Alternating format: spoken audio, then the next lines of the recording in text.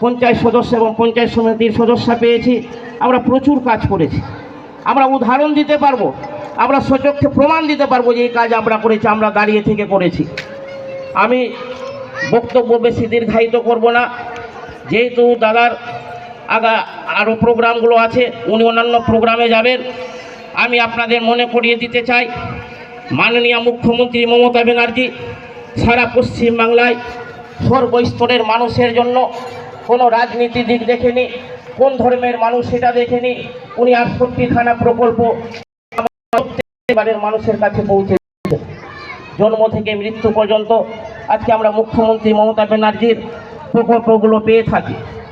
বিজেপির কিছু নেতা বাইরে থেকে এসছে, ওনারা বড় বড় মঞ্চ করে বক্তব্য রাখছেন যে আমরা যদি বিজেপি সরকার করতে পারি তাহলে আমাদের প্রথম কাজ হবে লক্ষ্মীর ভাণ্ডার বন্ধ করে দেওয়া।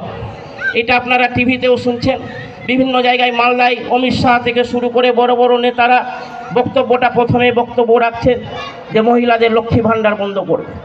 আপনারা বলুন, আমরা প্রধান হিসাবে বিগত দিনে আমি পঞ্চায়েত চালিয়েছি, বর্তমানেও আমরা পঞ্চায়েতের সাথে রাজনৈতিকভাবে কর্মকাণ্ডের মাধ্যমে জড়িত আছি।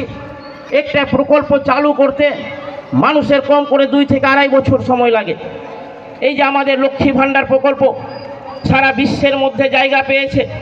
প্রত্যেক বাড়ির মহিলা আজকে প্রথমে 500 টাকা ছিল, 500 টাকাকে বাড়িয়ে 1000 টাকা করেছে, 1000 টাকাকে বাড়িয়ে 1500 এবং SC/ST মহিলাদের জন্য 1700 টাকা করেছে।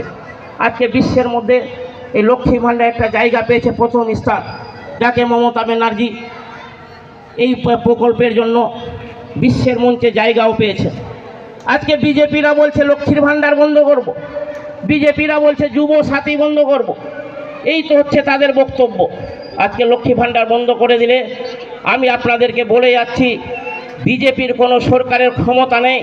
আরও অন্যান্য রাজ্যে বিজেপি সরকার আছে, আজ অবধি মমতা ব্যানার্জির মতো এইরকম লক্ষ্মী ভাণ্ডারের প্রকল্প শুরু করতে পারেনি। বন্ধ করে দিলে প্রত্যেকের বাড়ি যে 1500 এবং 1700 টাকা পাচ্ছেন, আপনারা কেউ পাবেন না। তাই আজকে জবাব দেওয়ার দিন এসছে।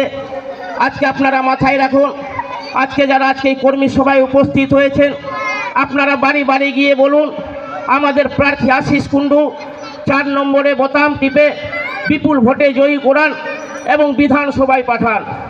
কারণ